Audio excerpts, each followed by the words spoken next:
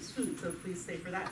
So it's a real pleasure to introduce Susie Linfield, and I wanted to thank Ken Walzer for having us look at this, and I'm so glad that he did. We had dinner last night, so you know we had a book discussion on Monday, and there were 15 people there who had read much of the book, and we had a great discussion of it. But Susie Linfield is with she's associate professor with the Arthur Carter Journalism Institute at New York University. She has a book, The Cruel Radiance, Photography and Political Violence, which was a finalist for the National Book Critics Circle Award for Criticism. And of course, I guess every book you publish is either nominated or gets awards, because as we all know, The Lion's Den, Zionism and the Left, from Hannah Arendt to Noam Chomsky, which of course, what we're here to hear more about today and to talk about, also won a very prestigious award, and has gotten a lot of acclaim, and has been, I think, finalist for other awards as well. And of course, many of you have read Susie Linfield in the New Republic, New York Times, Boston Review, Book Forum, Dissent, The Nation, and she was formerly the arts editor of the Washington Post, the editor-in-chief of American Film, and the deputy editor of the Village Voice. So that is probably one reason why I think this book is it's so well written and so clear, as opposed to, I know myself and many academic books are much drier and less well written, so we benefit from the fact that we come from the field of journalism. And I'd like to just say just a couple words, about the book before I introduce you, but the blurb in the back by Michael Walzer calls Susie Linfield the ninth intellectual in this. So she examines 8 intellectuals, 2 of which provide more of the complexity, let's say, in the situation that Susie Linfield is arguing for us to look at, because we can have deep criticisms of Israel and deep and so forth, but some of the critiques of some of the other intellectuals like Hannah Arendt and Noam Chomsky is that, if they look at ideology too much or try to simplify things too much, they lose some of that complexity, which gets us into the situation of trying to explain why Zionism has become an increasingly, sometimes even dirty word in left intellectual circles. And she starts off the book, as many of you know, with this dinner among friends, in which people were shocked to hear that she's a progressive Zionist, as if there's a kind of dichotomy with it. For much of the book, and we'll hear more about it, is trying to deeply explain, through analyzing these different intellectuals, why is that? And she gives a very thorough and deep and varied explanation for that, which I think is very thought-provoking, and we should have a great discussion afterwards. So I think your book is very timely and moves forward the discussion in a really constructive way, and we look forward to hearing more from you.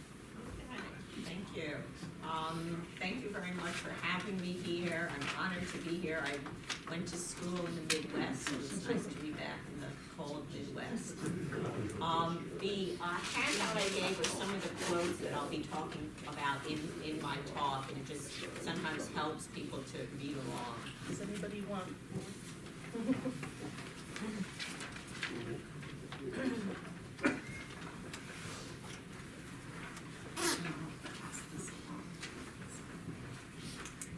In my recent book, The Lion's Den, I tried to engage some of the quandaries and contradictions of leftist thinkers towards Zionism. Why, for instance, many leftists were staunch supporters of third world nationalist movements, Cuban, Vietnamese, Chinese, Algerian, but viewed Zionism with distaste, if not disgust. Or why, for instance, Hannah Arendt abandoned the Yishuv, the pre-state Jewish community in Palestine, in 1947 to 1948, when it was fighting literally for its life, though she had been a fervent supporter of militant Jewish political action and indeed of Jewish military self-defense. In this talk, I'd like to address some of the contradictory views that the non-Jewish world has traditionally held of the Jewish people.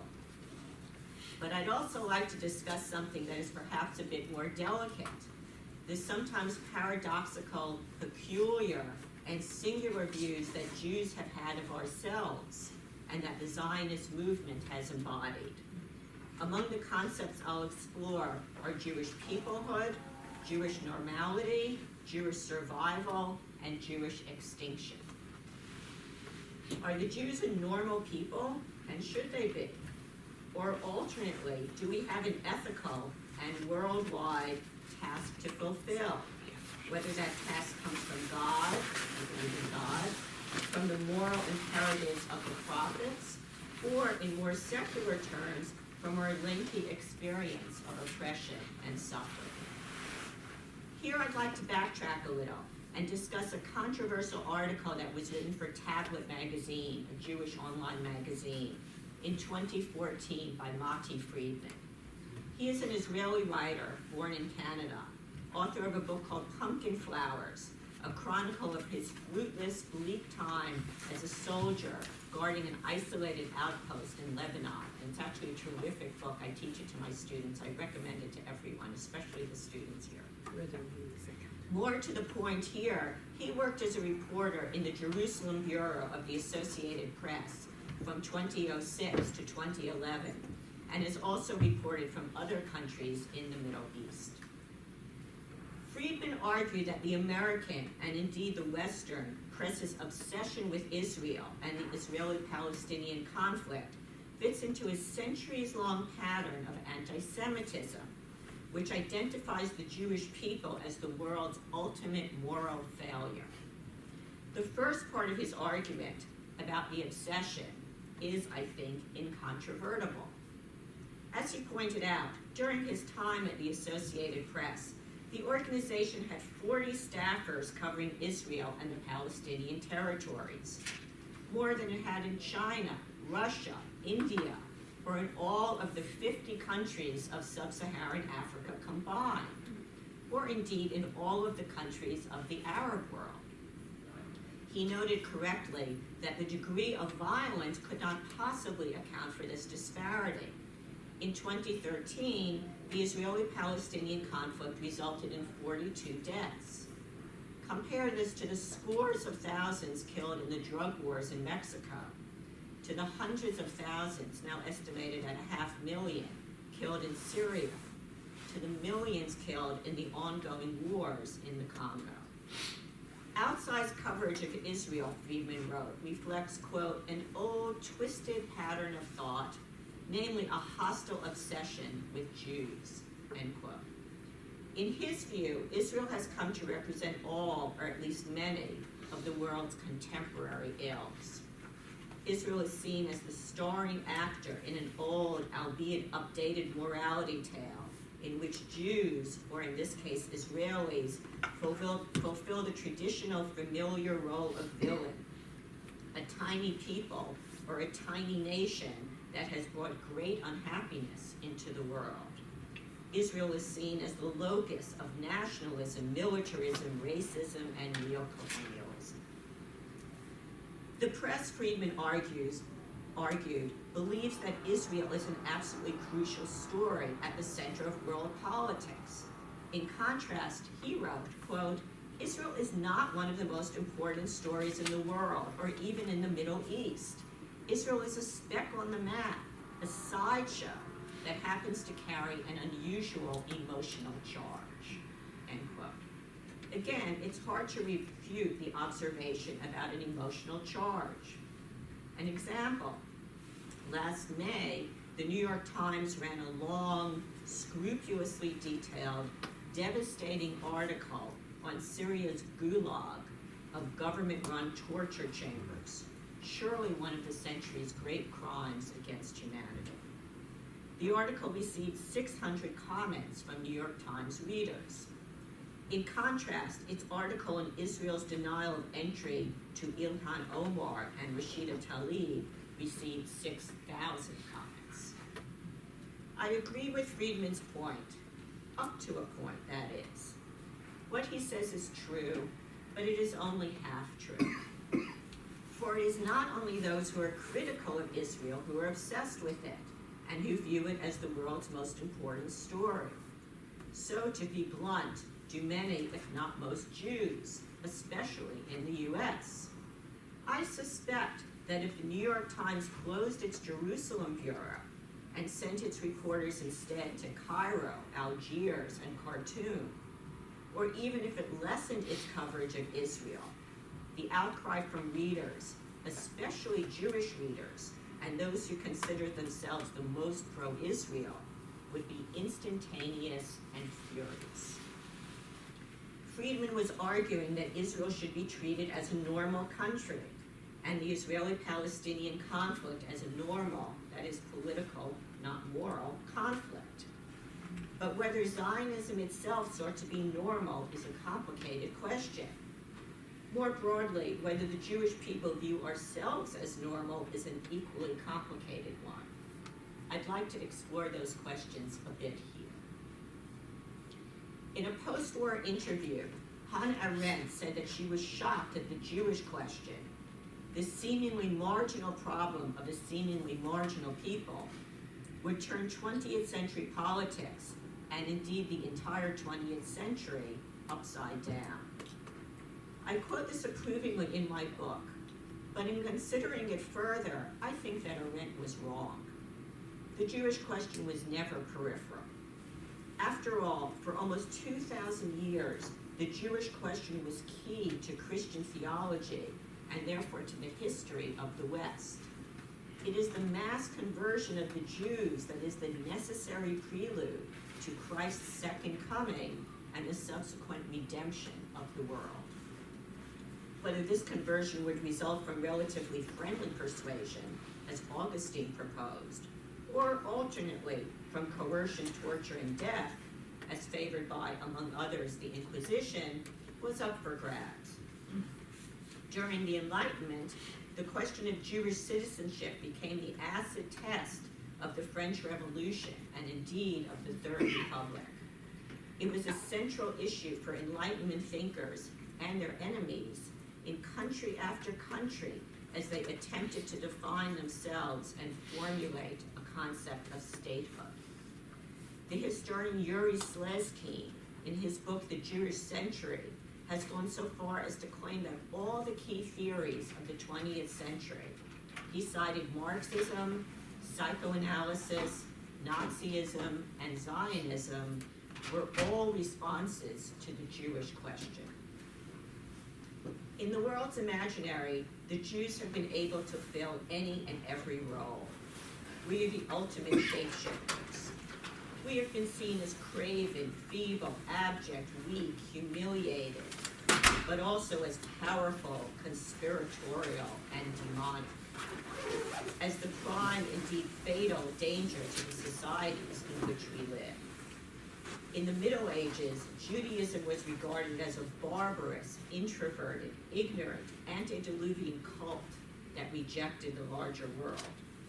With emancipation, Jews were seen as the overeducated messengers, indeed the imperialists of secular modernity, who would colonize and eventually control the world.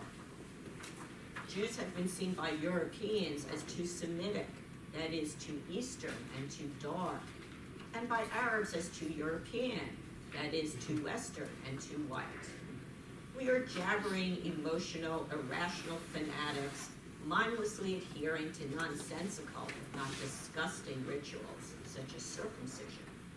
But we are also cold, heartless rationalists, devoted only to following our rigid laws and to accumulating money. We are arch-capitalists and arch-revolutionaries. In fact, many Jews have been one or the other, though most are neither.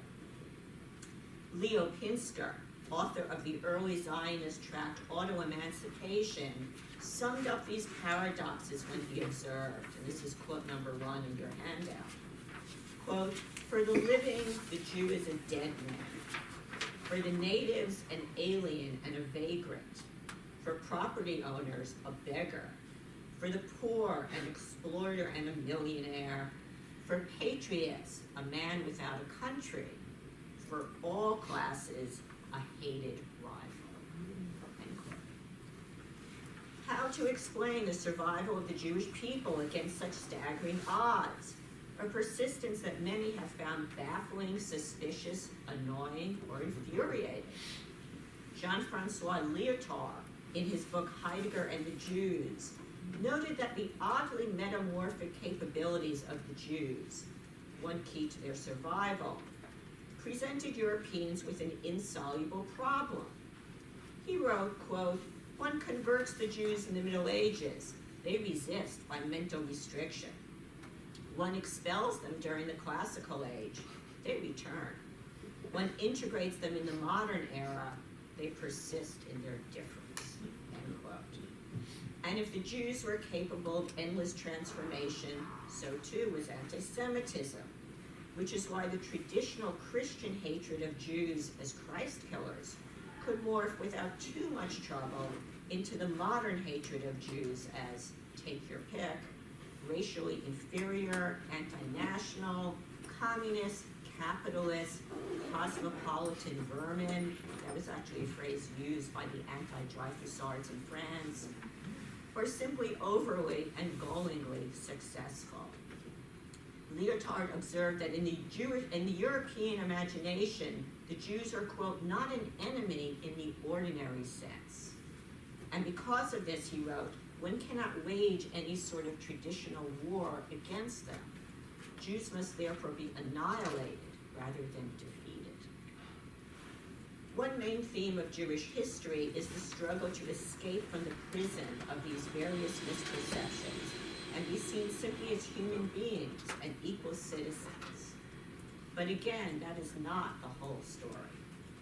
For from the very beginning, and historians debate when that beginning was, Jews or Hebrews or Israelites viewed themselves as something other than ordinary. Isaiah tells us that God decreed, this is quote number 2, I'm sure some of you know it, "It is too small a thing that you should be my servant to raise up the tribes of Jacob and to restore the preserved ones of Israel. I will also give you as a light to the nations, that you should be my salvation to the ends of the earth." The ends of the earth is a large area. This idea has been discussed and interpreted in wildly different ways for over 2,000 years, and has in fact been rejected by many Jewish thinkers. For instance, Albert Memmi, a Tunisian Jew, who was a strong supporter of the anti-colonial movements in the Third World and an equally ardent Zionist, believed that the concept of a chosen people, however understood, was profoundly anti-Zionist. Memmi, a subject of my book, viewed chosenness as a kind of defense mechanism to compensate for oppression and powerlessness. He wrote, quote, "A painful need to understand consumes the Jew. Why this cruel fate? Why is he thrown into this terrible history which crushes him, punishes him?" Memmi answered his own question sardonically. "The election explains it all. It is consolation for everything. It reassures and flatters him." With the achievement of political sovereignty, that is, with the realization of Zionism, Memmi believed that Jews would be able to dispense with what he called the fabulous fairy tale of chosenness. Nonetheless, I believe that the story of the Jews, in either its religious or secular iterations, cannot simply be disentangled from what the historian Simon Schama calls the Jewish people's, quote, sense of divine historical appointment as custodians of a universal system of ethics, end quote. This sense necessarily carried over into Zionism, albeit in diverse ways. Moses Hess argued that the Mosaic Code itself was social democratic. Theodor Herzl, though far from a left-wing radical, believed that Israel should be based on the communal principles of the 19th century utopian socialists. The new state would, of course, be good for the Jews, but he also expected that it would benefit all of humanity and be a model of social justice, that was his phrase, for the entire world. Ahad Ha'am, deeply spiritual, was Herzl's ideological antagonist, Yet he envisioned a future Jewish homeland as inseparable from a profound ethical redemption. Nachman Sirkin wrote that Zionism based on social inequality was inconceivable. David Ben-Gurion believed that socialism and Zionism could not be disentangled. Socialist Zionism, he wrote, was the only organic, the only full Zionism, a light unto the nations indeed. In other words, a stringent ethical, redemptive, and egalitarian spine is indelibly embedded in the Zionist project. Think again about those 600 responses to torture in Syria versus 6,000 responses to Israel's denial of a visa, however wrong, to 2 American congresswomen. The disparity in these responses supports Madi Friedman's point about the bloated, decidedly unfriendly obsession with Israel, and illustrates how little Americans, including those who consider themselves liberals or leftists, care about the agonies of the Arab world.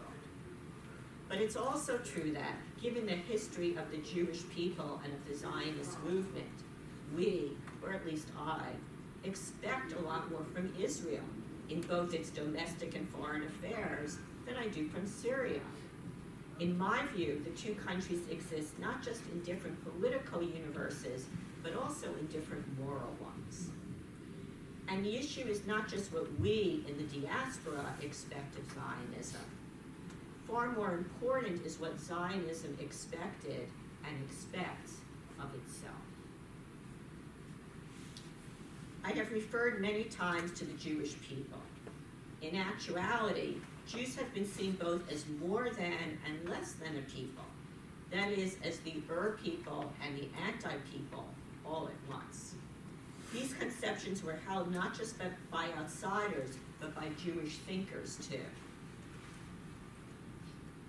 Like Lyotard, the Frankfurt School philosopher Max Horkheimer identified the Jewish people's endurance as one of the keys to anti-Semitic hatred.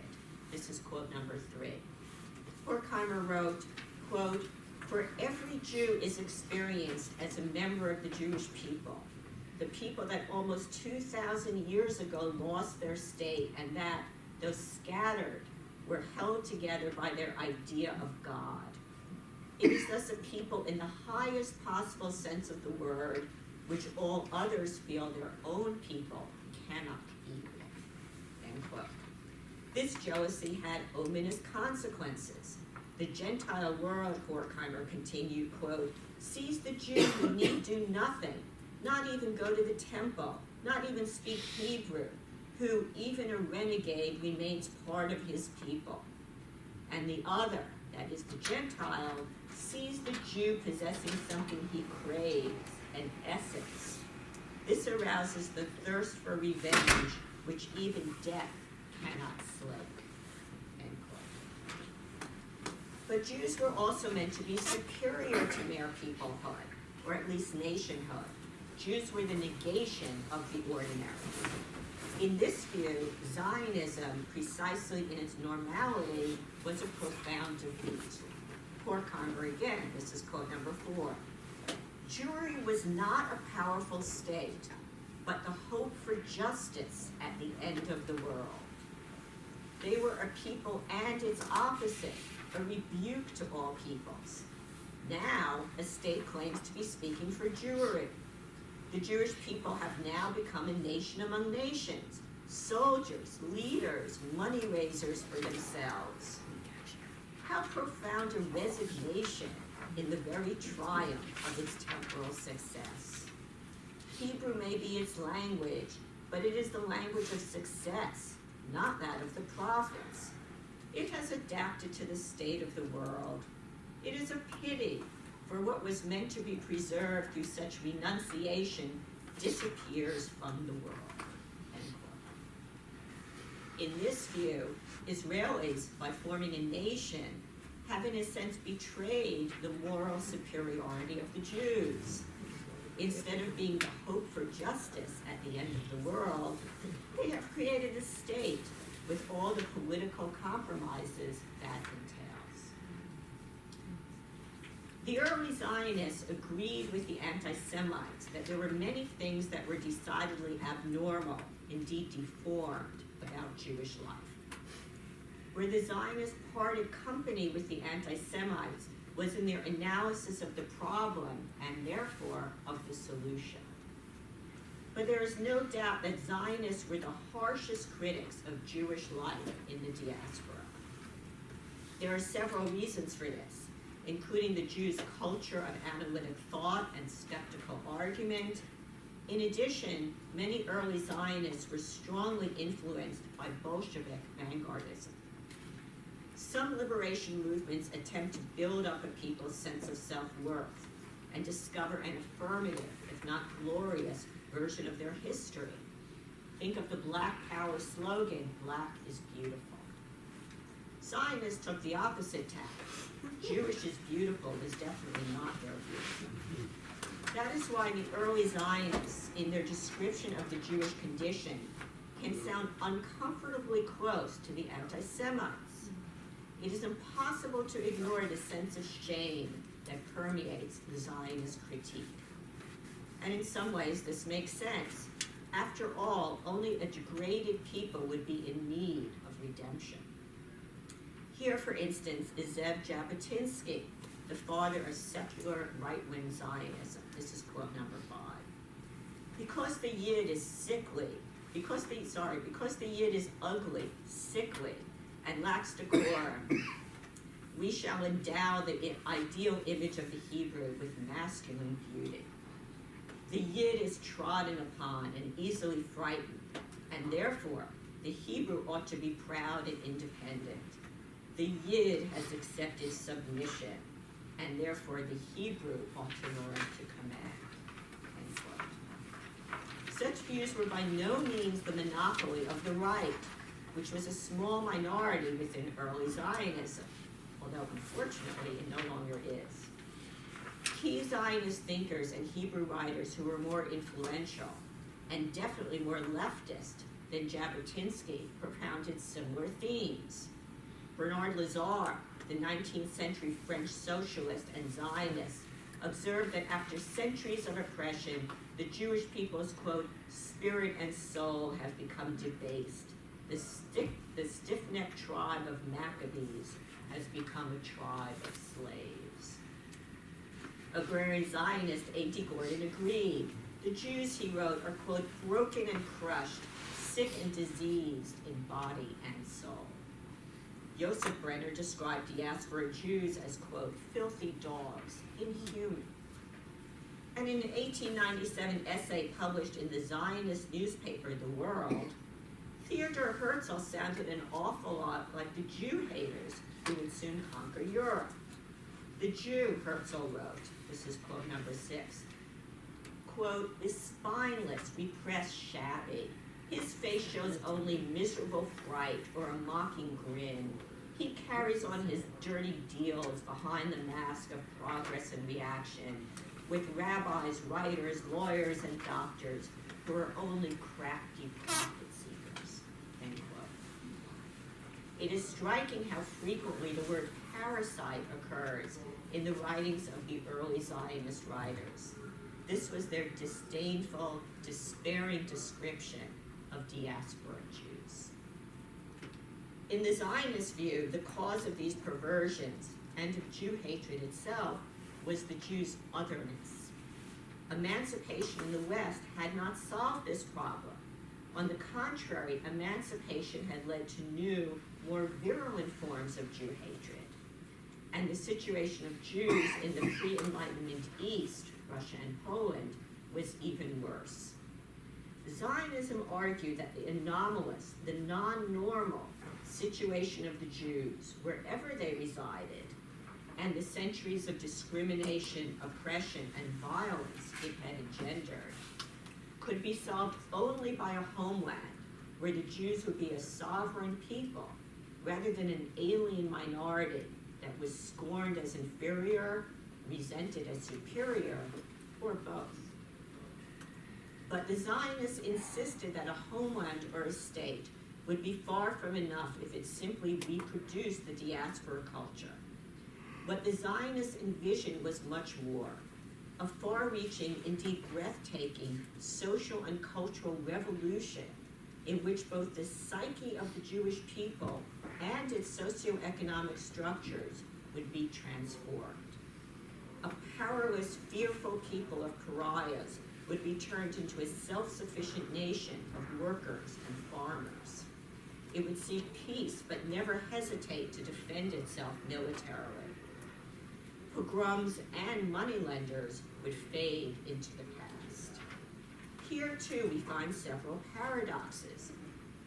A forward-looking nationalist movement would be based on a return to an ancient land.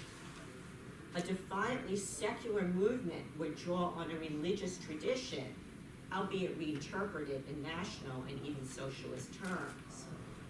But Zionism's greatest paradox, or perhaps its dialectic, resided in the idea that the resurrection of the Jewish people would be based in the Jewish past, but would also negate it. As Shlomo Avineri, the Hebrew philosopher, wrote, quote, "Zionism is a momentous revolt of the Jewish people against its own history." End quote. The aspiration for the normal is key. Leo Pinsker wrote, this is quote number 7 in your handout, quote, "A piece of earth where we can live like humans. We are tired of being driven like animals, outcast by society, insulted, robbed, and plundered.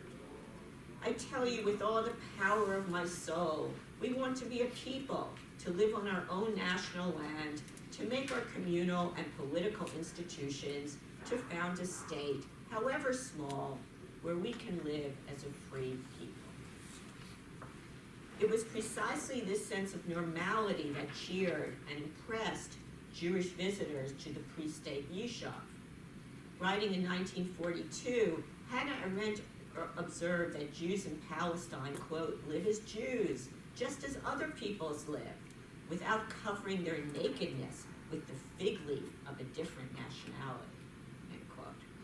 Visiting Palestine in 1945, journalist I.F. Stone celebrated the fact that the Yishuv was, quote, "the one place in the world where Jews seem completely unafraid. In Palestine, a Jew can be a Jew, period, without apologies and without any lengthy arguments as to whether Jews are a race, a religion, a myth, or an accident," end quote. But there was also the sense that the Zionist project was not and could not be ordinary at all, or rather that the very normalization of life in the Yishuv was extraordinary, indeed astonishing. Something unprecedented was happening in Palestine, and it was happening at a breathtaking speed.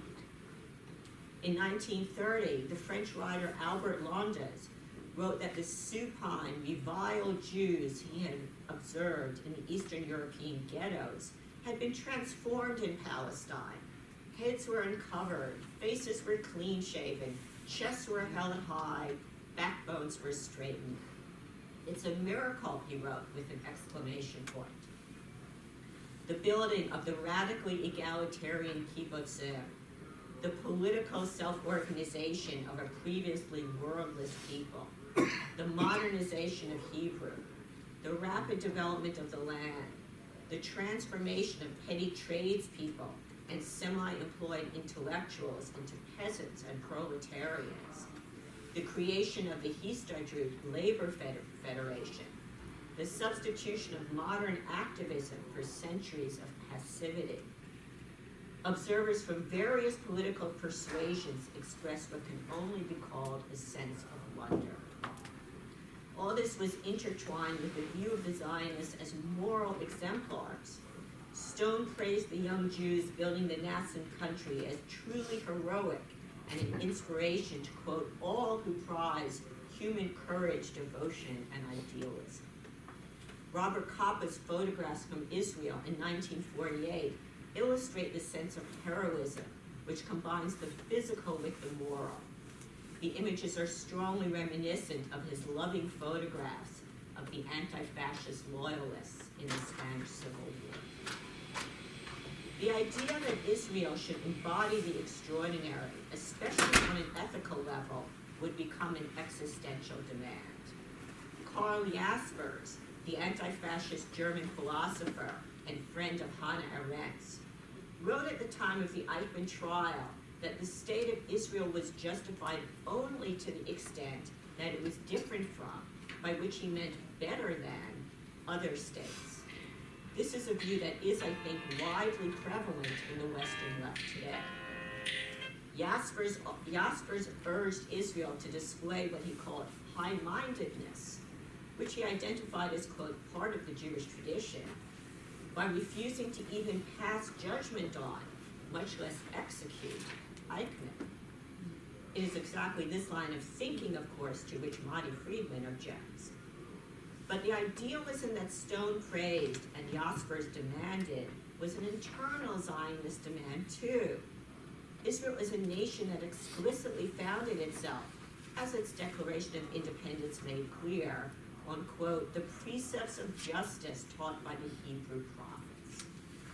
And the prophets are surely among the most ethically exigent thinkers that Western civilization has ever produced. One might even call them moral dogmatists. I believe that this tension between the normal and the ethical, so central to the history of the Jews and to the Zionist movement, permeates current debates over Israel and the Israeli-Palestinian conflict, both within the country and outside it, although it is sometimes not openly articulated. Ideas of Jewish exceptionalism can be and have been used in any number of ways, including by the Zionist movement. After all, Zionism itself is a shape-shifting ideology. It has embraced secularists and believers, Marxists and capitalists, utopians and pragmatists, multiculturalists and racists, pacifists and militarists, rationalists and mystics. For some, Jewish exceptionalism has been interpreted as a call to welcome the stranger, to defend the poor, to fight oppression, and not only one's own, to repair the world, to foment revolution, to remember that, as Isaiah said, Zion will be redeemed by justice. But there is no doubt that ideas of Jewish exceptionalism are also interwoven with ideas of Jewish superiority and Jewish Messianism, which is central to the ethos of the settler movement in Israel today. Here is a peculiarity. Zionism is a movement for Jewish self-determination that, until the 1940s, was rejected by virtually all Jews. This included the religious traditionalists, who were horrified that men and women would replace the Messiah in attempting a return to Zion, the democratic liberals in Western Europe, and also sometimes in the US, who feared that a Jewish homeland would undermine their efforts to achieve full citizenship and assimilate into the countries in which they dwell, and the left-wing revolutionaries, who believed that only communist internationalism could solve the Jewish problem. Another singularity is that although Zionism cannot be understood apart from the nationalist movements that emerged in Europe in the 19th century, it based itself not in the lands in which the Jews dwelled, but on a return to a land in which they didn't, and in which another people, the Arabs, were living. Although the motto, a land without a people for a people without a land, was not, in fact, the guiding principle of the Zionists. I can discuss this more later if there are questions on that. But I'd like to turn to one last paradox of the Jewish situation. The fact that the Jewish people have frequently been marked for disappearance in the gentle view, or extermination in the less gentle version. And this expectation has been held not just by anti-Semites, but more startlingly by many Jewish thinkers themselves, and has been propounded by those on both the right and the left. The French Revolution and the wider projects of the Enlightenment and Emancipation unleashed not only the forces of secularism and liberalism, but also throughout Europe, of ethnic nationalism. Zionism was thus as much a response to the problems created by liberalism as it was to anti-Semitism. Or rather, it was a response to the dialectic of these two presumably opposing forces. They gave birth to a new and deadly form of anti-Semitism. It is impossible not to notice how explicitly extermination, the word and the concept, become part of the ideology of anti-Semitic theorists and activists in the 19th century, especially in France and Germany. The Jews are no longer required to stick around to ensure the second coming of Christ. Now, in the eyes of anti-Semites, they are most decidedly required to not stick around. In Germany, Paul Lagarde, a noted German biblical scholar and Arabist, a respected intellectual, compared the Jews to a basilisk that, quote, could not be negotiated with. Instead, it was imperative that, quote, they be crushed like vermin, end quote. In France, Edward Drumont's La France Juive, a 1,200-page compendium of lurid, indeed hysterical, Judeophobia, argued that the Jews controlled and had destroyed France and could not remain an integral part of the nation.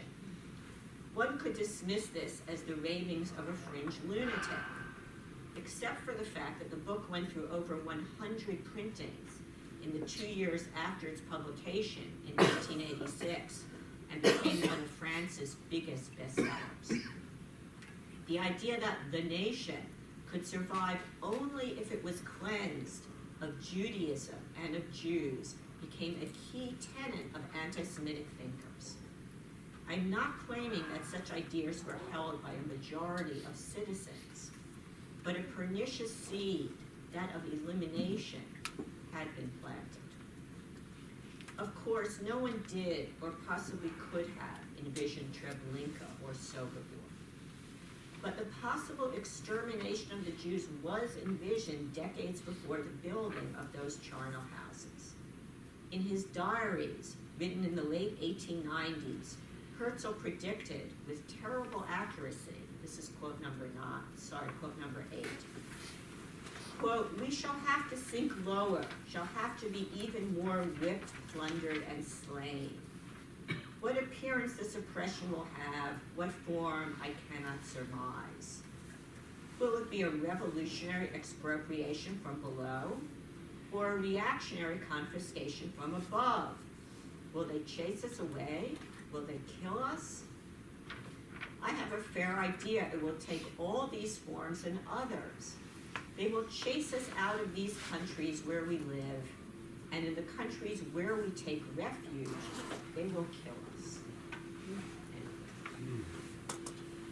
At the same time that eliminationist anti-Semitism was being formulated on the right, writers on the left, too, envisioned the disappearance of the Jews. I am not in any way equating the program of right and left. The right believed or hoped that expulsion and murder would solve the Jewish question. The left believed or hoped that modernity and socialism would do so. Nevertheless, both right and left envisioned the end of Judaism and of Jews. A long line of Marxist thinkers has regarded the Jewish people as a reactionary, though occasionally heartwarming, anachronism that would and should disappear with the victory of the world revolution. Many, though not all of these theorists were Jewish. A young Karl Marx wrote that because Judaism's essence was, quote, practical needs, selfishness, haggling, and money, a truly free world entailed, quote, the emancipation of humanity from Judaism. Karl Kautsky believed that, quote, the Jewish nation can only triumph by disappearing, end quote. These are all Marxist thinkers I'm quoting now. Victor Adler was confident that socialism would lead the Jew, quote, to his tomb. Otto Bauer described the Jews as a historyless nation with a stunted culture and a decayed language who had no place in the modern world. Maxime Rodinson, an influential 20th century French communist and scholar of the Arab world, also a subject of my book, believed that the complete assimilation of European Jewry was absolutely necessary and would be entirely salutary. He resented Israel for standing in the way of this presumably progressive project.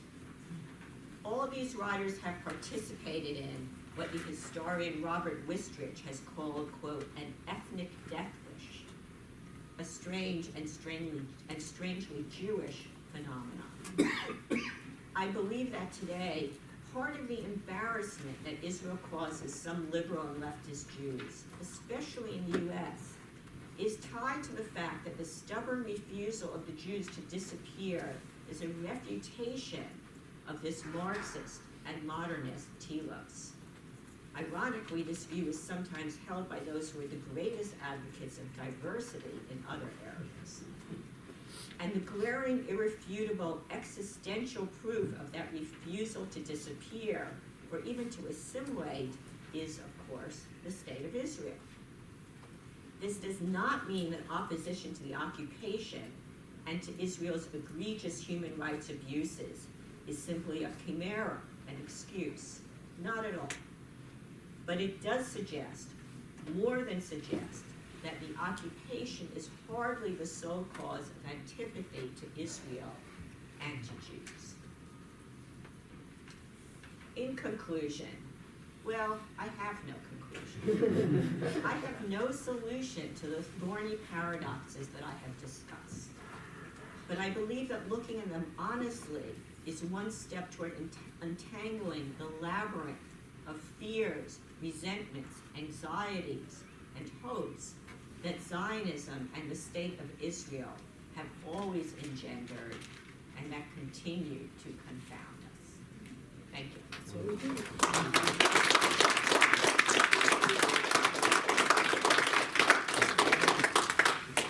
I see Yale's father taking notes, which is making me nervous. You see, your speech is as eloquent as your writing, and profound and powerful. I don't know if anyone wants to start us off. Questions? Could you speak more about the revolution and anti-Semitism? I think we need to speak up a little. Can you speak about the French Revolution and how anti-Semitism? So I'm not a scholar of French history, but just briefly, with the Enlightenment and then the rise of nationalism in Europe in the 18th and 19th century, all of these nations were switching, or many of them were switching from basically a religious idea of the nation, a Christian idea of the nation, to a more secular idea of the nation. Of course, where the Jews fit in became a big question. Were the Jews really French? Part of the shock of the Dreyfus affair was to see that here in the land of the Revolution, the Jews were not considered truly French, right? Death to the Jews, et cetera, et cetera. And so as these nations became secularized, in a certain sense, anti-Semitism too became secularized. And the problem with the Jews was no longer the Christian problem that they won't convert, that they kill Christ, all their weird rights and laws and all of that. That was no longer seen as the major problem. Now the major problem was that they weren't really part of the nation. And in fact, that they were undermining the nation, that they were sort of a, well, as one thinker says, a bacillus, a germ, a virus. When you read these writers, these are words that come up again and again. And of course, this was also the time that sort of pseudo-scientific ideas of race were being expounded, and the rise of eugenic ideas, et cetera. So I think that all of this combined to create a new kind of anti-Semitism, which was basically a nationalist or political kind of anti-Semitism, not a religious one. And the hope of a lot of Enlightenment thinkers and a lot of progressive Jews was, of course, that with the secularization of these societies, the hatred of Jews would also disappear, because there wouldn't be this problem. We're not Christian, who cares? The nation is no longer Christian. So it was a huge, huge, huge shock to see that even with these new ideas of nationhood and these progressive ideas of nationhood, nonetheless, there was actually not a diminution, but actually a resurgence, a kind of new anti-Semitism came to the fore that was in many ways much more virulent. I mean, the old anti-Semitism, there's the Inquisition, etc., but the old anti-Semitism was more about expelling the Jews. You couldn't kill the Jews because you actually needed them for Christian redemption. Now the Jews weren't really needed for that anymore. And I think that's sort of a great paradox. Yes, sorry, Yale's father, and then you said. That's how you know I'm now. also known as Mike, but around here, that's my primary identity. I have long thought and focused on one of the essential inherent contradictions of Zionism, which is the desire for normalcy and the goal of being a light unto the nations, as having been central to a lot of the dynamics of Israeli politics, culture and politics, throughout the decades. So it's really interesting for me to read and hear you talk about it as being at the essence of the critique of Zionism by both Jews and non-Jews. So I would like, if you wouldn't mind, just elaborating slightly more on, I see it as an inherent contradiction. I mean, contradictions are irresolvable despite, dialectics and all that stuff. I would be interested in hearing your view of this, or elucidate them. So I think contradictions are irresolvable. I think that it's a contradiction that goes throughout Jewish history.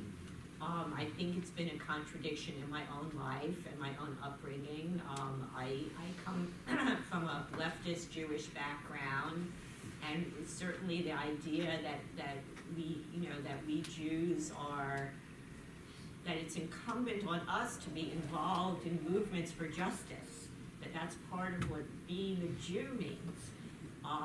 But at the same time, why should we be held to a different standard, or accept us as just as part of the nation?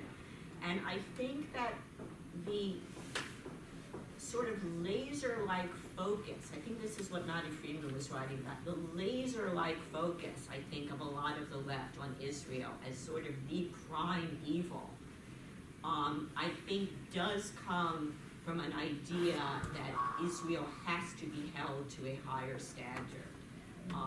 There are a lot of very egregious human rights abuses in the world which the left does not give much attention to, including the war in Syria. And so it's this idea that somehow, when Yasper says Israel has a, quote, right to exist only if it's better than other states, I think is what many people on the left feel. And I disagree with that. I think, every nation has a right to exist, and shouldn't have to defend that right. But at the same time, I do expect more of Israel, and not just than I do of Syria, but even I think than I do of other democracies. It breaks my heart when I read about many contemporary trends in Israel, the racism, the attacks on the left, on the media, on liberalism, that just breaks my heart. I think that's not what Israel was supposed to be. And if Poland is rabidly nationalist and racist, that doesn't break my heart. I think, oh, that's the Poles. I don't expect that much of them, but I expect more of Israel. Or I don't, the same thing's happening in Hungary. These trends towards the right, towards ethno-nationalism are happening all over, and yet these trends in Israel do hurt me more. I expect more of it. Now, I understand very much that Israel, unlike Poland or Hungary, is also a nation that has to defend itself and that is under threats that Poland and Hungary don't face. They don't have Hezbollah in Poland or Hungary. So it is a very contradictory situation, and it sort of ties me up in knots myself. Welcome I to the have club. no resolution to it at all. So, you, sir. When I visited Poland a couple of years ago, I went to the Museum of Jewish History, And one of the things that I always wondered why Eastern Ukrainians were so virulent and anti-Semitic. And one of the things I feel I got out of the museum was that in addition to the Catholic Church, which was one of the main things, the other was that the Jews were the literate people, and they were employed as overseers by the nobility. So when peasants revolted, those were the people who were immediately, over them, and so those were the people that they attacked. Yeah, I mean, the Jews in Eastern Europe had, again, a pretty complicated role. There's definitely resentment of that. But what calls that into question is that Poland is still very anti-Semitic. There are practically no Jews. And one of the things I think that we've learned is that you don't need actual Jews to be anti-Semitic. There are many countries in the Middle East that no longer have any Jews, or countries that have never had any Jews. Pakistan is virulently anti-Semitic. You see these demonstrations where they're burning Israeli flags. I don't think anyone in Pakistan knows where Israel is, has ever met a Jew. There are no Jews in Pakistan. So that is definitely true, the whole role of moneylenders, et cetera, et cetera. On the other hand, many Jews were also very poor. And so I think there are a lot of reasons. Poland, of course, was and is an extremely, extremely Catholic country, more so than many other places in Europe. I think there are a lot of different reasons. Many Jews, not most, but there were many Jews in Poland also who joined the Communist Party, who were of the left. They, of course, were hated by the right. So there are many, I think there are many reasons, but I think what is weird and disturbing about anti-Semitism is its ability, once one problem is solved, it morphs into something else. So if the Jews aren't capitalists, they're communists, and if they're not communists, they're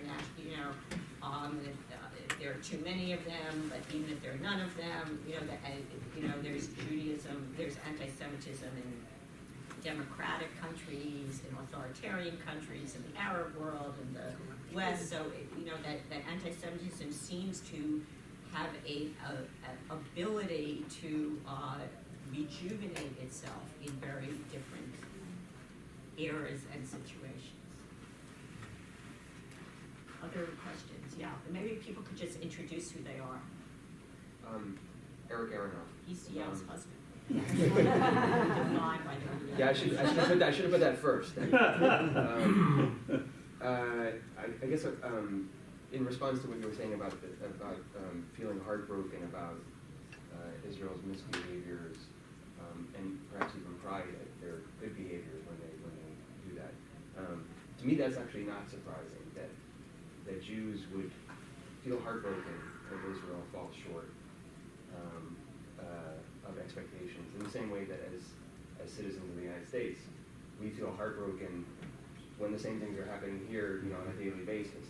I guess what's and when you said about Poles, maybe not being Polish, I can't say, but maybe a Pole would say, I'm very disappointed when Poland seems to have characteristics that don't live up to what my ideals would be. So what's harder to explain is when people who are not Jewish and have no particular connection focus their disappointment with in some ways focus the contradictions and the problems with nationalism as such, which every nation deals with, right? It's not that there are peculiar problems to Israel in terms of national identity and how that impacts issues of race and ethnicity and religion and belonging and not belonging and all of those things.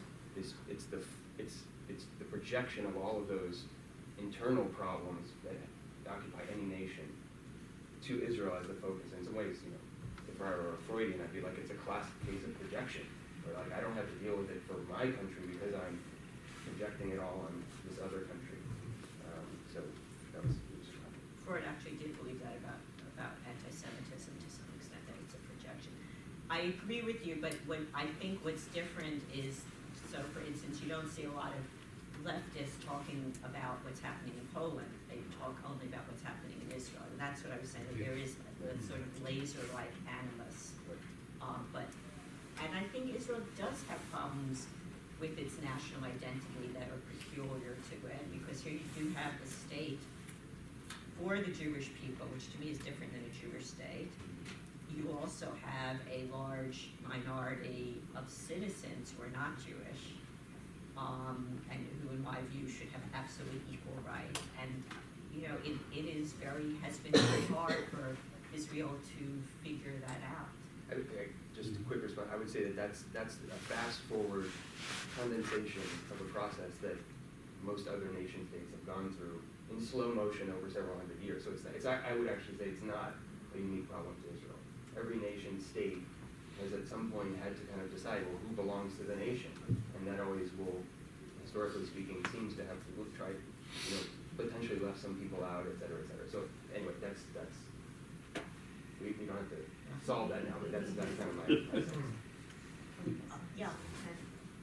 First, I loved your book. Thank you. It was wonderful. Thank you for having me here. In the book, you say, I am flummoxed by those who see no conceivable connection between contemporary animus toward Israel and centuries of animus towards the Jewish people. And yet in the book, although you look for an analysis of why certain individuals believe what you did, I'm thinking of the 3 chapters on Rodenson and Deutscher and me, which to me are the most wonderful chapters in the book. You create the linkage, but you don't specify what it is or explore what it might be in a macro sense across individuals. And in this talk this morning, I see it as an extension of the book, responding to Marty Friedman. And yet I still feel the sense that there's a stricture there, that there's a desire not to go too far in developing a macro analysis of, say, Jewish intellectuals of the left and anti-Semitism. Am I reading you right? Are you talking about the hostility of Jewish intellectuals per se? Left. Of the left. Well, I mean, the left has had a lot of problems with Jews, as has the right, as has everybody, it seems. The Jews are a troublesome people.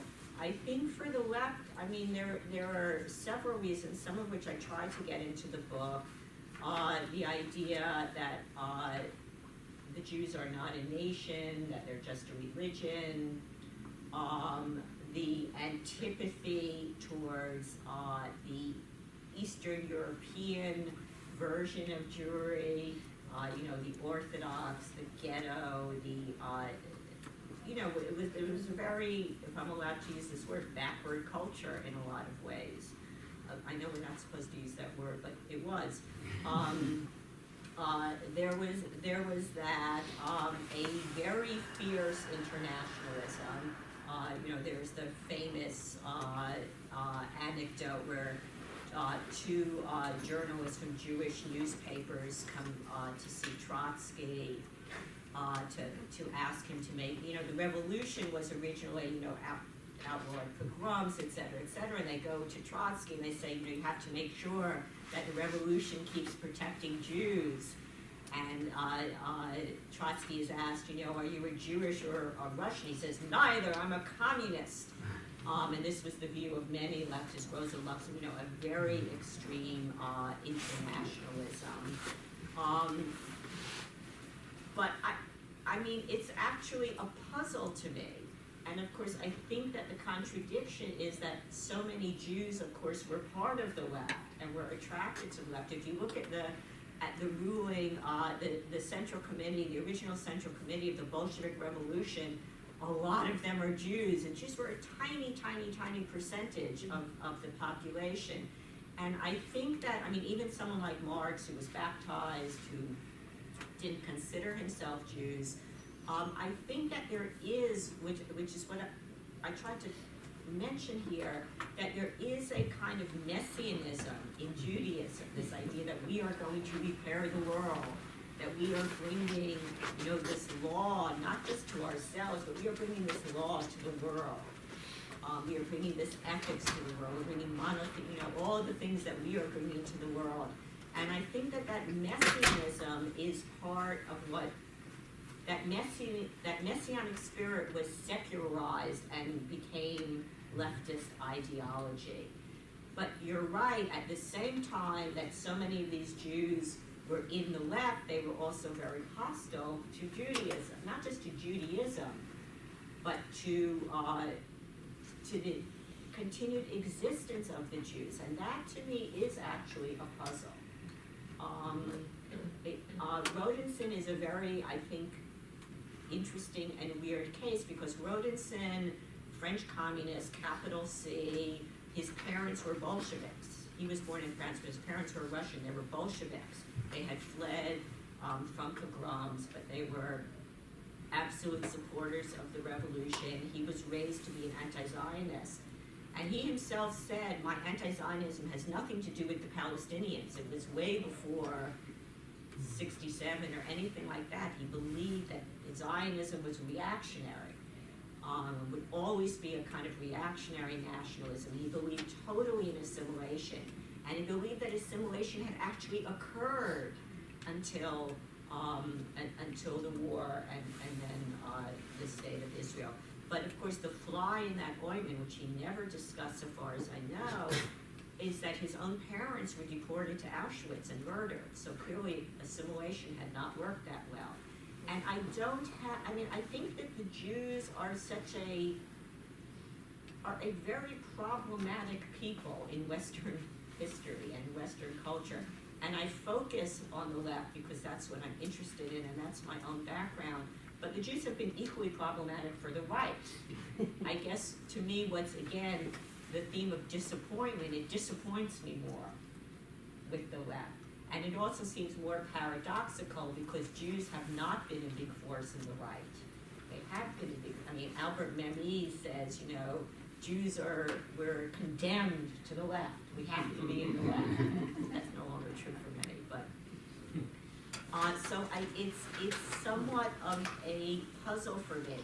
And the anti-nationalism of the left, which is part of its antipathy to Zionism, I guess you could say made sense up to a certain point, but of course then starting with the anti-colonial movements in the 50s and then the 60s, the left becomes very pro-nationalist. It's very pro the third world movements, which are rabidly nationalist movements. And yet Zionism was seen as the bad nationalism, but every other nationalism was seen as the good nationalism.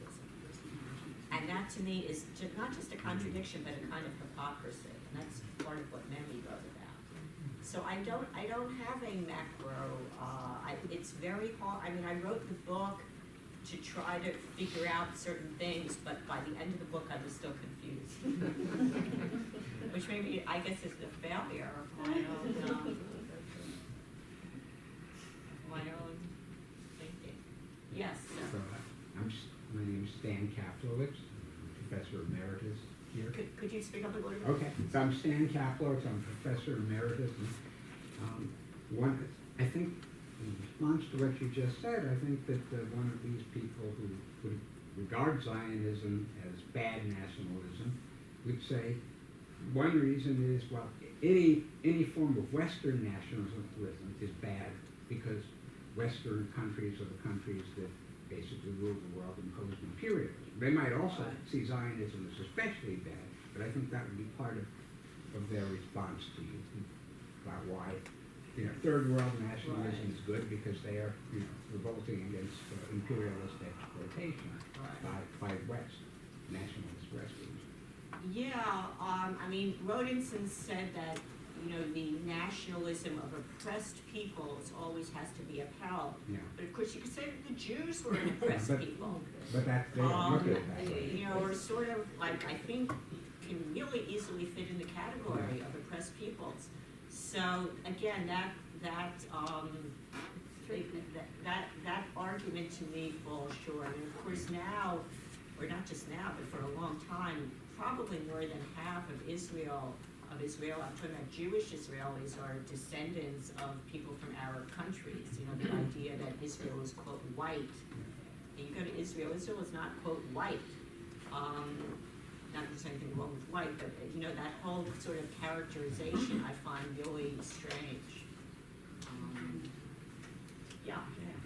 Maybe to Ken's question too, it seems like perhaps, because I was noticing too, is there a macro, because it seems like you're saying part of the answer to why Zionism has become kind of a dirty word among some in the left.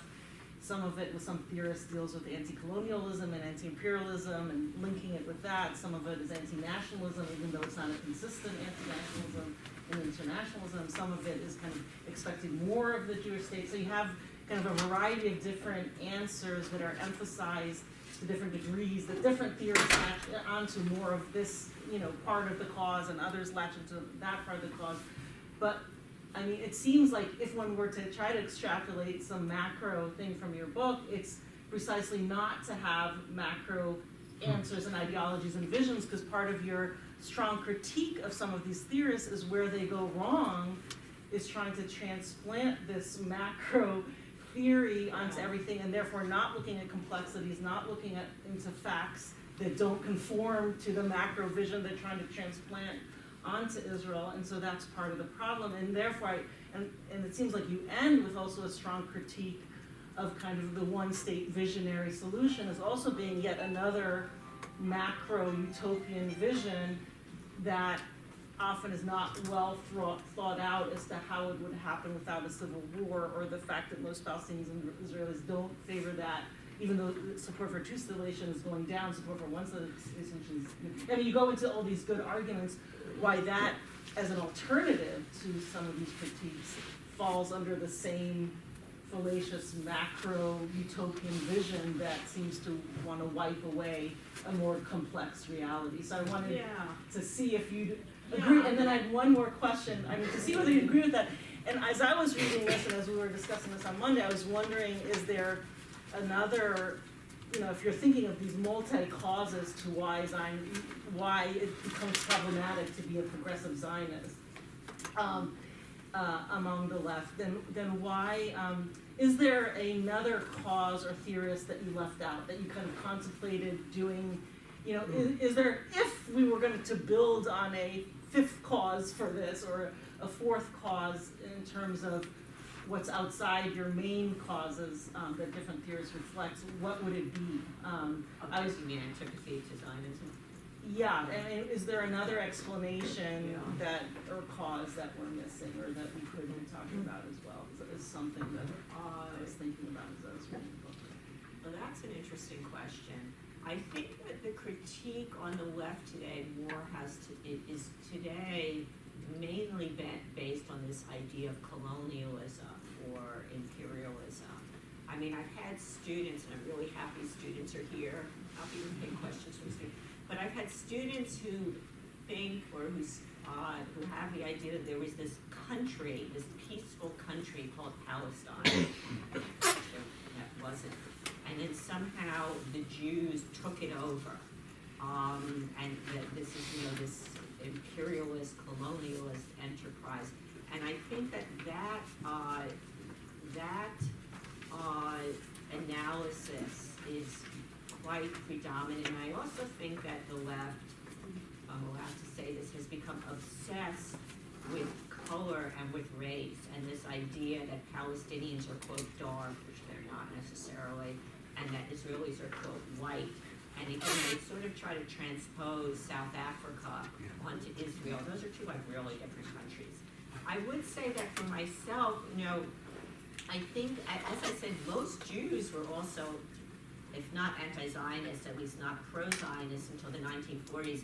I don't think that to have been anti-Zionist until then was an unreasonable position. What's different for me about Israel and the debates about Israel is that I'll backtrack. So there were, in 1947, 48, there were a lot of people who were against the partition of India. They thought the partition of India, the creation of Pakistan, was a terrible idea. Pakistan would be a failed state, which it is. But Pakistan exists, and you can't question its, quote, right to exist. And I think if you go to Karachi and say, you have no right to exist, become part of India, you would be lynched. I mean, you would be killed. So what's different to me is that once a state and a nation exists in the world of nations, that to question its, quote, right to exist is a really reactionary, if not genocidal, question. And it really is only Israel where that question, and that to me is the difference between anti-Zionism before 1947 and 1948 and anti-Zionism now. And the reason that only Israel, I think, is questioned as having the right to exist, to my mind, can't really be separated from the idea that the Jews themselves, as I say, on both left and right, have often thought there's been a question of whether we have a right to exist. So, is there another element in antipathy to Israel? I don't know. Are those not enough?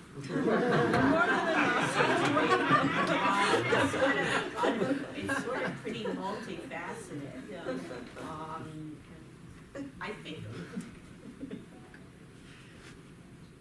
you know, another thing is just that because Israel, I mean, it's in the Middle East, but it's sort of considered part of the West. It's also a lot easier, frankly, to know what's going on in Israel. I mean, there are a lot of, as Marty Friedman says, there are hundreds of journalists in Israel. It's really easy to report in Israel. I mean, obviously some, you know, it's hard to get to Gaza, although the New York Times has an Arab reporter in Gaza. But it's really easy to report. You can't really report on Syria because you can be beheaded. You can't get into Syria. It's very hard to report on Yemen or this or that. So in reporting on the Middle East, you know, ironically, one of the reasons that, you know, Israel is seen by the left as sort of, you know, the regressive force, but because also it's a democratic force, you can also know a lot more about what's going on in Israel. And you can know a lot more about human rights abuses, which you should know about. But I also think, frankly, that the Western media, and this is as true of the Western left, is really not very interested in a lot of parts of the world. Most people really don't care about Yemen. Iraq, people don't care about, you know, if our troops aren't there, no one really cares about Iraq. Syria, I mean, the left is in a way as, although it often sees itself as the defender of the third world, I think is actually pretty uninterested in what actually is going on in most of the world. But Israel, I think it's very easy to know what's going on in Israel, including from the Israeli press, which is very critical of Israel. There's no Syrian press that's critical of Syria. I mean, they're Syrians, but they're outside. So I think there's a lot of different reasons. I think the whole racial idea that Israel is white and the Palestinians are black has become a kind of weird trope of the left. And you go to Israel, you cannot tell the difference, for the most part, between Jewish Israelis and Arab Israelis. And they're all in this sort of mix. Yes. Yes. What about, I mean, I agree with what you say generally. People need to speak up a tiny What bit. about the fact that, the religious factor, that man is holding not just to Jews, but also to Christians and how that plays into its importance in terms of coverage and just attention from the entire world? Yeah, I think that you're right. That is a big factor. Of course, you know, the early Zionists viewed religious Zionism as a sort of oxymoron. Now, of course, religious Zionism is a very, very, very big political force, much more than the actual numbers. And yeah, I think that there's a lot of craziness around. I mean, I do. I think that once religion enters into politics, you're sort of in the world of La La Land, because there's no longer rational discussion is possible. I mean, if a right-wing Israeli says, you know, God gave us this whole land, who can argue with God? And if Hamas says Allah gave us this whole land, who am I to argue with Allah? So, you know, once religion enters into it, and it has much more. I mean, Israelis have become much more religious. The Palestinian movement has become more. There didn't used to be Hamas or an Islamic Jihad. You know, that's another thing that to say is worrisome, I think, is an understatement. I mean, it's very, very hard to argue. You know, Hezbollah means an army of God. How can you argue with an army of God? It's not an army of people, it's an army of God. And it's impossible to argue with that. You're not anymore in the realm of the rational. But maybe there's hope because it's all the same God, actually. Yeah. Yeah, they don't reflect on things like that. I don't, I'm not so sure about that. I'm probably the least fanatical people in that area are probably Palestinian Christians, of which there are many in Israel. And they're probably, of the various vying religions, they're probably like really the least fanatical.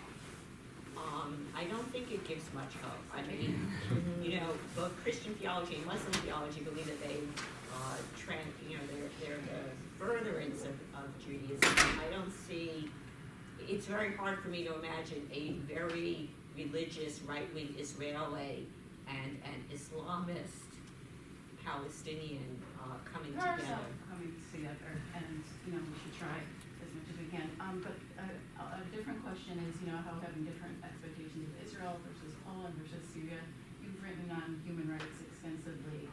Is there any hope in that framework? That we all have the same human rights and we can expect the same of all of our governments? So, you know, Arendt wrote that human rights was an ideology, you know, didn't have much actual material reality. I think that she was right about that. My husband is writing a book now about human rights and ecocide, the destruction of the planet. Cheery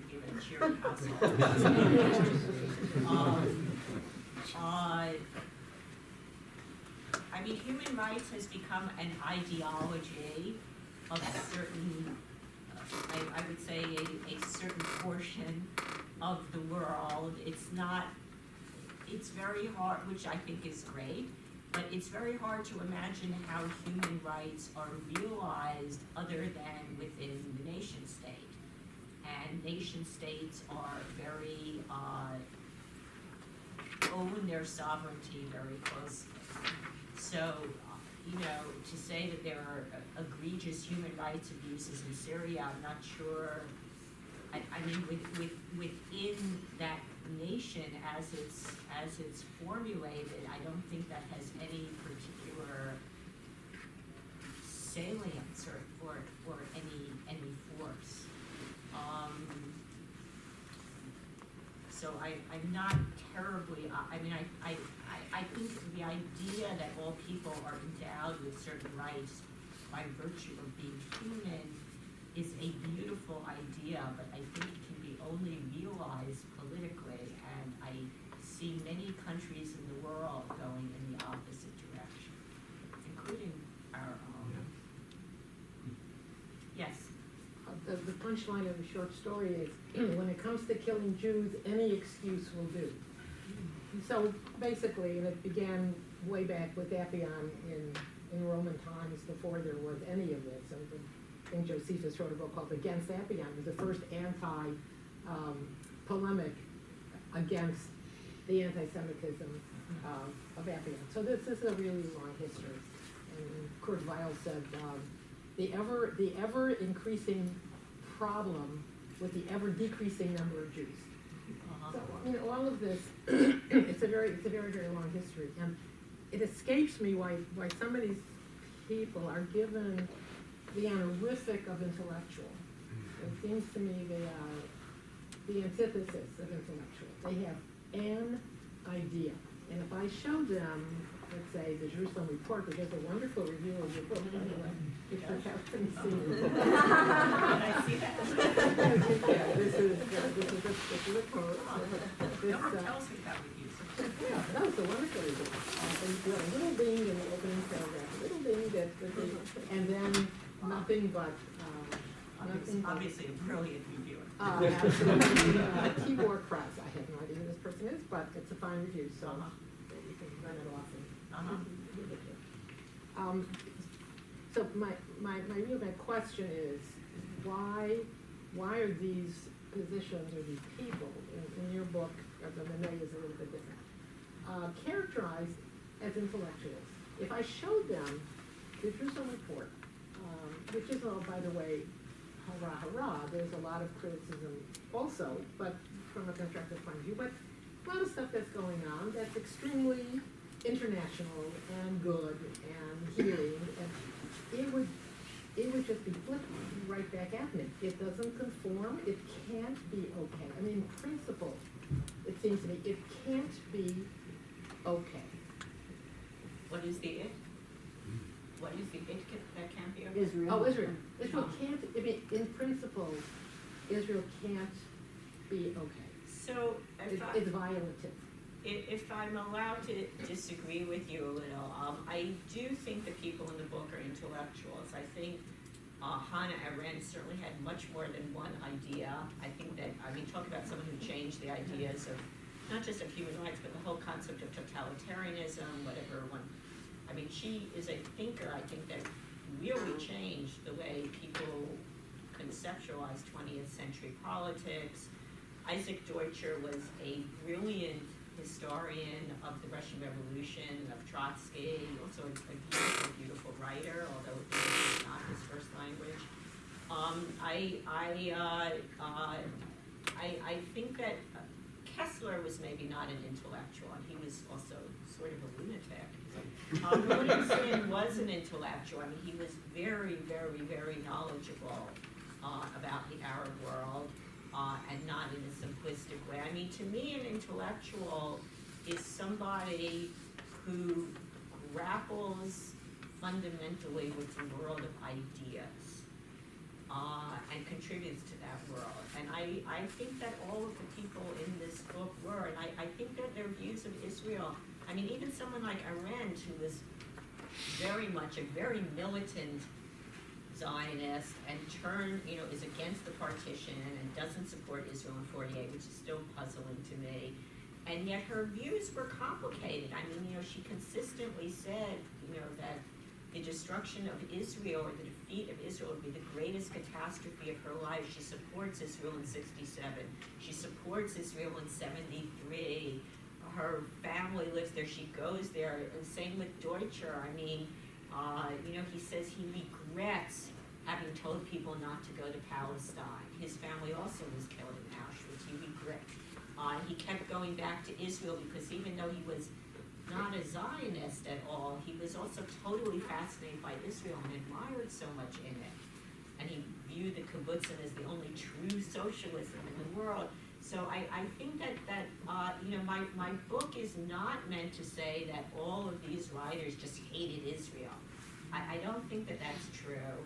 And I believe that all of them were people who spent their lives, even Chomsky, who I think is a complete fraud, but who spent their lives, or I shouldn't say that about his linguistic theories I don't know nearly enough about. He obviously totally changed the world of linguistics. But these are people who I think really grapple with the contradictions that we're talking about and with the world of ideas, and that to me is what an intellectual is. Even if that's significant blind spots. Yes, I mean, why should intellectuals not have significant? Intellectuals of all people often have significant blind spots, and that's something for us to be aware of. I didn't want my book to be sort of like, I see through all these people. I mean, I'm sure. We all have to have the humility of blind spots and to not know what we don't know, which is, what we don't know is always much larger than what we do know. What we do know is like a tiny little speck, and what we don't know is like the whole rest of the world. So I think that maybe one sin of intellectuals is a kind of hubris, to think that one has the magna theory, the meta theory that will explain it all. Although you could also say religious fanatics have that too. In a certain sense, all fundamentalists have that. You can be a Marxist fundamentalist as much as a Christian fundamentalist, or Islamic fundamentalist or Jewish fundamentalist. So my book is really written sort of against fundamentalism, I Yeah. guess, is what I was trying to write against. And I think in academia, that kind of fundamentalism is often rewarded by Yeah. kind of, Yeah, exalting, Yeah. that then leads to people to follow Chomsky because he was yeah, this great thinker in linguistics. He must also know what he's talking about in the other areas. And so actually, I like that idea of fundamentalism in academia on the left, on the right. I think Yeah, that's a through line. Or utopianism is another way that Yeah. And I think that, there's a great lure to simplicity because the world is very complicated. I think that one of the reasons Trump won is that he had a very simple message. Crazy and untrue, but it was very simple. There is a great lure to that. The world is a confusing place. This reminds me of an Einstein quote. He said, "Make everything as simple as possible, but not simpler." Uh-huh. Actually, I wanted to find out, David, we knows how to. Oh, sorry, I just saw you. Yeah, I wanted to make sure you guys. David, you. Okay. I'm also the grandchild, and great-grandchild of left-wing Zionists. So I very much relate to some of the things that you said. But let me add another analysis. Uh-huh. I think that in many cases, left-wing people supported Israel at its inception because of the history and coming out of World War II and the Holocaust. I think what's changed is as the occupation continued, that changed people's attitudes. It's disappointed all of us. So what's happened is that the Jews have a state, but the Palestinians don't have a state. So as long as the Palestinians don't have a state, the problem will continue. So now instead of a Jewish problem, we have a Palestinian problem. So I think it's incumbent on us as humanists and as ethical people to find, we as Jews, as Zionists, to find a way to give the Palestinians a state. I think if the Palestinians have a state, that will significantly reduce the problem that we have in between our peoples. I agree with everything you say, except that I think even if the Palestinians had a state, there would still be many people, both in the Western left and also in the Arab world, who would say that Israel there still shouldn't be. I think that there are people who just oppose a state for the Jewish people under any circumstances. But I agree with you that in a certain sense, we can't really do anything about them. But we could do something and have to do something about the other. And it's, it is a great puzzle to me how is, I understand all the fears of Israelis about what, the Palestinian state, it could be taken over by Hamas. All these things are very real. But it is a puzzle to me how just as I think Palestinians are often in a sort of delusion that Israel's gonna disappear or they'll conquer it. I think Israelis are in a delusion that the Palestinians are gonna disappear or, more and more settlements can be built, more and more land can be taken, but somehow this can just go on forever. And it is a puzzle to me. That level of disillusion, because I think the early Zionists, that earlier generation, were very clear political thinkers. I feel that delusion has seeped in, and that really scares me a lot. Yes. Hi. Hi. So I'm your academic, I teach Hebrew.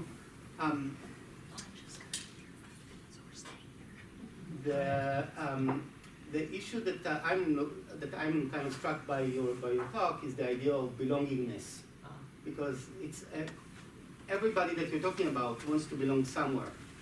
So they don't belong to the Jewish people, but they have to belong to the communist international movement. They don't belong to one kind of Judaism, the diasporite Jew, but now they want to belong to Israel instead.